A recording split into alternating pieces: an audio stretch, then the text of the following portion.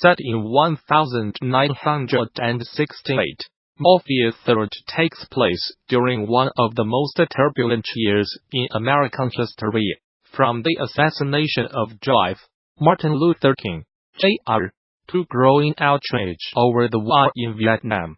The country's fault lines were exposed and threatened to tear the United States apart. In this DD 2017 talk, Hangar 13, as William Hams discusses how the team used real history to inform more various characters on overarching narrative, and the decisions that drove the inclusion of sensitive issues such as the era's racial tensions. It was an insightful talk that's definitely still worth watching, so developers should not miss the opportunity to do so now that it's freely available on the official GD YouTube channel. In addition to this presentation, THEGDC Vault and its accompanying YouTube channel offers numerous other free videos, audio recordings, and slides from many of the recent game developers conference events, and the service offers even more members-only content for GD Vault subscribers. Those who purchased all access passes to recent events, like GD Vault already have full access to GD Vault, and interested parties can apply for the individual subscription via the GD Vault subscription page. Group subscriptions are also available. Game-related schools and development studios who sign up for GD Vault Studio subscriptions can receive access for their entire office accompanied by contacting staff via THEGDC Vault Group subscription page. Finally, current subscribers with access issues can contact GD Vault technical support. Gamasutra and GD are sibling organizations under parent company Informa.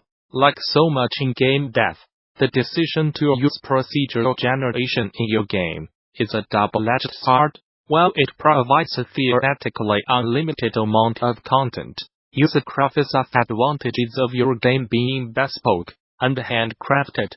The goal, then, is to craft tools that can turn out procedural content in near infinite quantities and configurations while making that content feel as close to homemade as possible. To explore some different approaches to that problem, Gamasutra reached out to a number of devs with experience working with procedural tools and asked about how they thought about different methods of content generation, and how they avoid making procedural content that feels banal and recycled. First and most obvious is the question of why choose procedural content in the first place. For Kid Fox Games, Tang X, Shot, co-editor of the book Procedural Generation in Video Games. The answer is simple, it's just more interesting. It's a way to build something that even its creator does not fully recognize.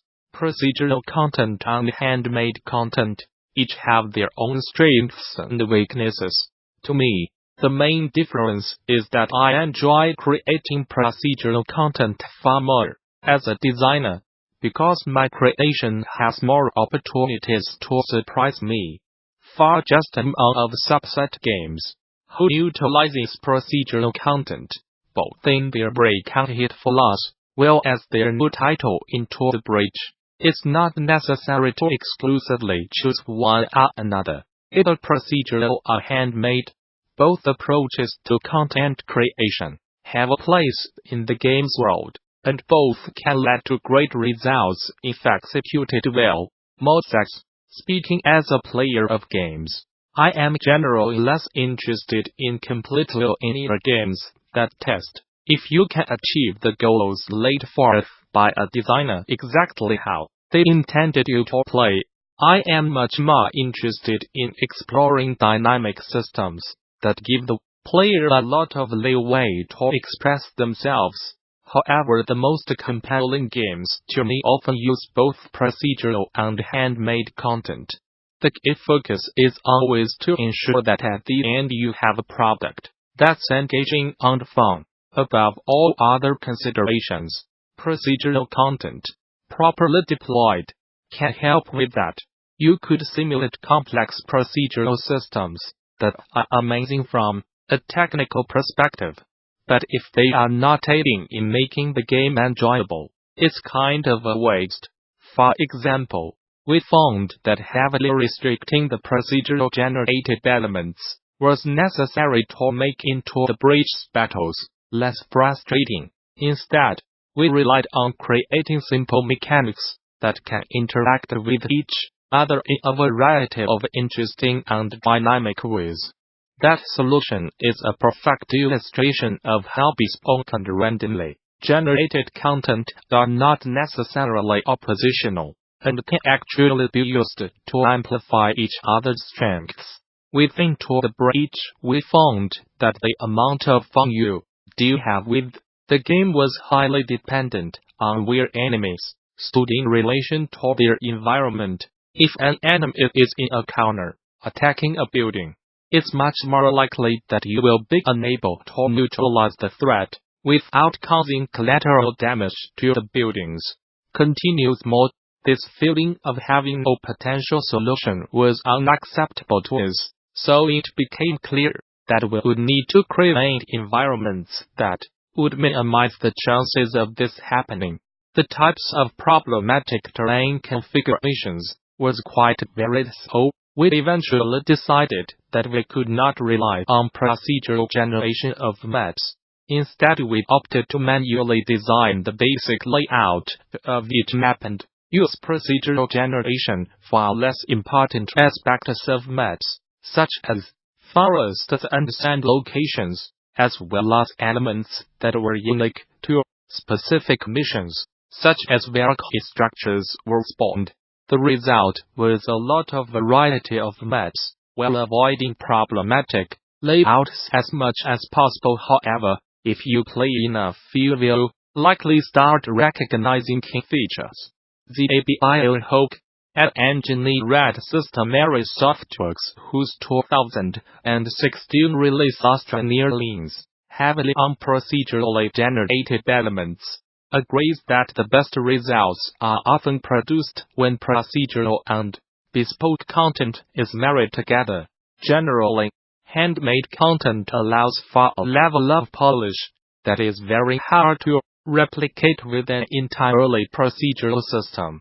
Hook says, the goal with procedural content is to provide novelty, but we want some level of familiarity, so the player is not just experiencing chaos. Artists and designers can be extremely convincing, and building procedural systems that can match that level of care and quality can be quite hard. That being said, having procedural systems enables scenarios that would otherwise be impossible. For instance, in the case of Australia, creating varying game planets that provide alternate experiences each playthrough. In generating the landscapes of Australia, Hook and his team use handmade assets as landmarks to break up procedural content and make the whole seem less random and unfamiliar. They treat these handmade pieces as having an area of influence that extends around them into the procedural content and influences it in terms of player experience. For Hook, building procedural tools is not just a way to save labor or reduce the amount of artistic content required to build a game. Quite the contrary, it's a way to empower artists. From a technical side, I think the most important thing to consider when building procedural systems is how to allow for artistic control at various authoring levels. Hook explains, you want to allow for authoring a rule set for general use cases, and then provide enough vectors of configuration so users can exercise artistic control when needed. And Hook echoes most sentiments about ensuring that the final product is entertaining and enjoyable, about serving the player first. With our terrain system, we could just use Perlin noise everywhere in the terrain with random values and say, look, It's different every time. But this is what leads to the feeling of bland repetition. Instead, we try to think of how the player will play the game, and when they will seek out novelty. And that is where we try to introduce variation. Once you have landed on procedural generation, the challenge becomes masking its randomly crafted nature, as much as possible, or unifying it with handmade assets. Honestly, there are so many considerations it's hard to sum up. Short says, basically, most newbies in procedural generation are afraid of chaos and random nonsense, when what they should be worried about is generating too much semi-boring blandness.